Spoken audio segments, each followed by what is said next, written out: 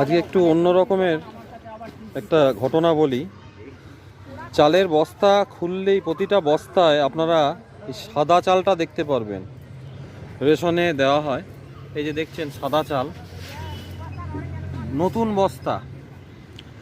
আপনাদের মধ্যে অনেকে আছে যারা ভাবেন যে এটা বোধহয় কোনো নষ্ট চাল। অ্যাকচুয়ালি এটা নষ্ট কোনো চাল নয়, এটা সরকার থেকেই চালের পুষ্টিগুণ বাড়ানোর জন্য, এটা এক ধরনের বলতে পারেন ট্যাবলেট জাতীয় জিনিস। সেটা হচ্ছে চালের পুষ্টিগুণটাকে বাড়ানোর জন্য এর সঙ্গে মেশানো আছে ফলিক অ্যাসিড। কাকা আর কি আছে? ফলিক অ্যাসিড, আয়রন আর চালের গুঁড়ো।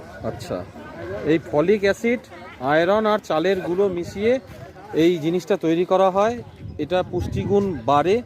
দয়া করে কেউ এই চালটা ফেলে দেবেন না। এই দেখুন নতুন বস্তা, চাল সব ভালো হলেও তার মধ্যে থেকেও এই চালগুলো পাওয়া যায়। অনেকে জানেই না এই ব্যাপারটা, যে এই দেখুন নতুন বস্তা ঢালছে, তার মধ্যে এই চালগুলো রয়েছে। দয়া করে কেউ ফেলবেন না, এটা খুবই উপকারী জিনিস। এটা আমাদের রেশনের মাধ্যমে এই চালটা দেওয়া হয়, কেউ ফেলবেন না এই চালটা।